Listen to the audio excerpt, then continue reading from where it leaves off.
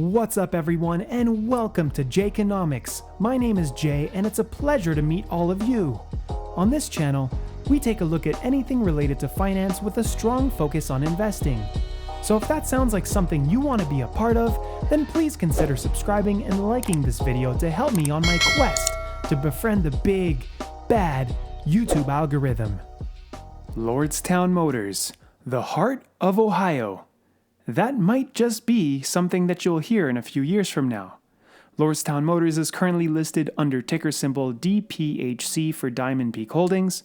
We've been speaking about them for a while now on the channel in my previous Workhorse videos, and I've told you that I was bullish on the company in the short term as well as the long term. In my warrants video a while back, which you can find right here, I explained why warrants are so powerful and also how if you get in early to warrants with the right SPAC, you will be swimming in profits. As you can see here, I was able to pick up 125 DPHC warrants on the first day it started trading, and I got them at $2.98. A measly $372 investment has already more than quadrupled in value, so I'm up more than $1,200 on this play. So let's put that into perspective. I'm up 330% on this. Let's compare this to DPHC common share returns.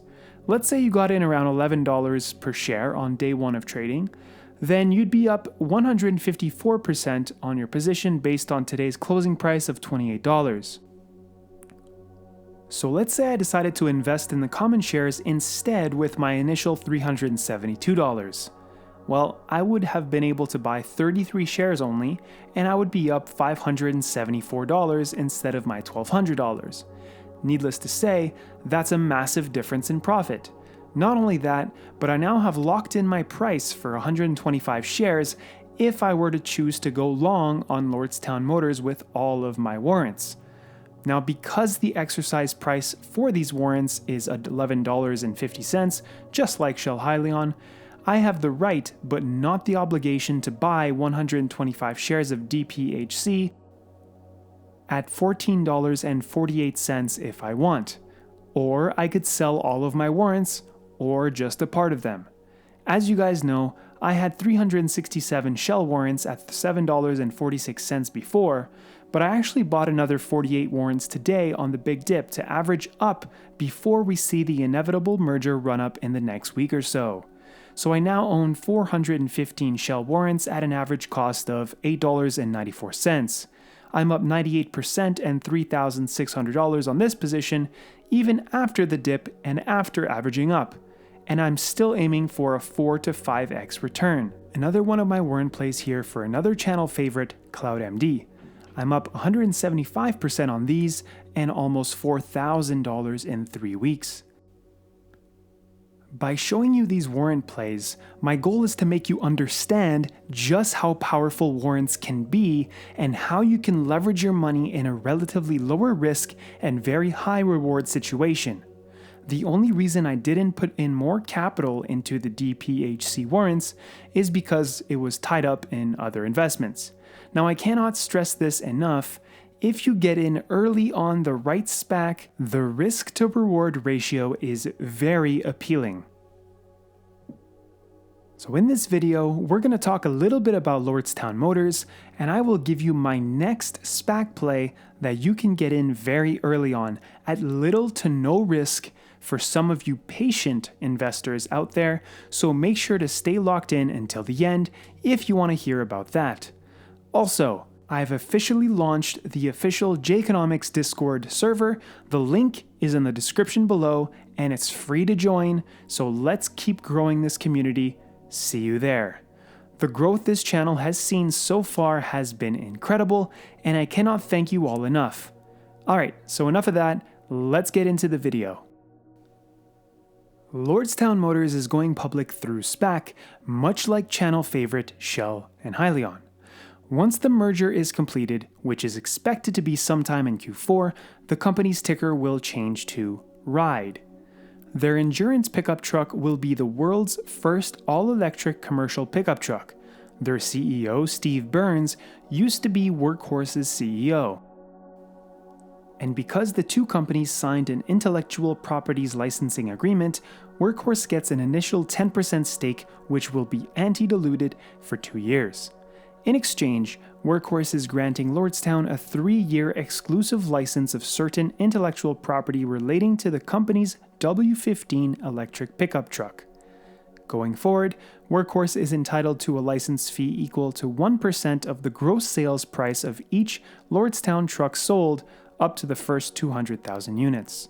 Their Endurance pickup truck is slated to be the first full-size pickup electric vehicle to hit the market, beating Tesla's Cybertruck. Their Lordstown Endurance pickup truck looks awesome, not only design-wise, but spec-wise as well. Now, if we look at the company's website here, we can see that the EV range, meaning how long you can last on one charge of the electric battery, you can last over 250 miles. In addition to that, this full-sized electric pickup can tow up to 7,500 pounds. And, in addition, we're looking at 600 peak horsepower. People are clearly excited about this as there are already 27,000 pre-orders for the truck. These are all some impressive figures. Now, it's no secret that many of the recent SPAC merger deals have involved electric vehicle companies. But while the various EV names have varying qualities, this one has already shown itself to have pretty solid foundations. The SPAC transaction included a $500 million fully committed private investment in public equity, which includes $75 million of investments by GM. The deal implies a $1.6 billion valuation for Lordstown based on DPHC's listing price of $10 per share. $675 million of the proceeds will be used for production of the Endurance model. Sure, you may have some concerns about whether this company can actually deliver on these high expectations. But look, unlike other emerging EV players out there, this company is more than just a concept. After acquiring a 6.2 million square foot automotive plant in Ohio from GM, the company has the infrastructure in place to meet these expectations. The ability to scale is there. Sure, vehicle production isn't set to begin until next year, and a lot can change in the meantime, so proceed accordingly. This still does remain a speculative investment with short-term catalysts coming up and a strong foundation to be able to make some noise over the long run. All that being said, with shares trading at $28 and with warrants trading at around $13 at the time of this recording, I do expect to see a dip, similar to what we saw with Shell, but maybe not just as low. This is because the money that flowed into DPHC will likely move out of there and back into Shell pre-merger. And post-merger, that same money will probably move back from Shell back into DPHC. Again, this is what I see playing out, so please don't take that as financial advice. My job is to provide you with information and give you my thoughts. Your job is to decide what you want to do with that information and what you want to do with your money. Finally, as promised, the next SPAC I'm looking to get into early is one that does not even have a target business acquired, believe it or not. And that's Tortoise Acquisition 2, ticker symbol SNPR. Now, the warrants are not available yet, but you can buy the units. For this particular SPAC, one unit entitles you to 1 share and a quarter of a warrant, so you should be buying these units in multiples of 4 to make the most of this. Right now, this would be a good play in my opinion for 3 reasons. Number 1, because of the name and history of this SPAC. When people get a hold of this after the company acquires a target, this should pop just based on hype and based on what we've seen with Shell. Human psychology will take over.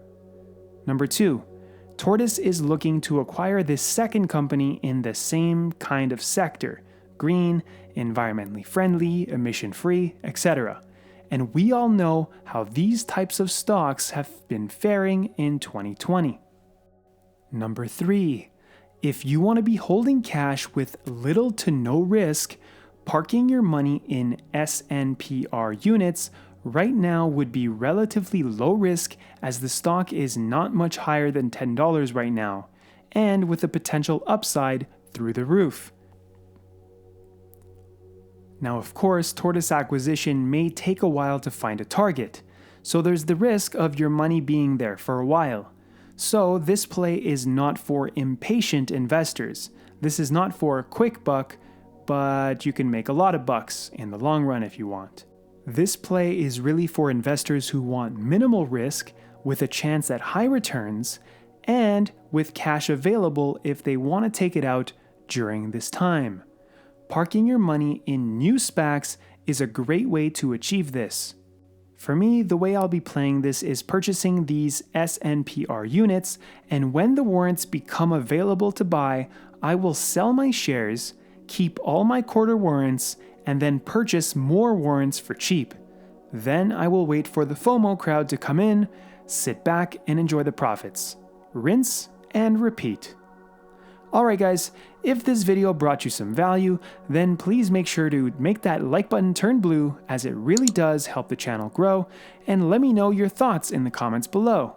Are you invested into Lordstown? How many shares or warrants do you own? Do you think we will see a dip soon? Also, if you want to see more content like this, I got plenty more coming your way, so subscribe and turn on that notification bell to be notified when any of my videos come out. That wraps it up for today. Don't forget to join the Discord. Thank you all for watching until the end, and let's grow this community together. Until next time, take care and invest smart.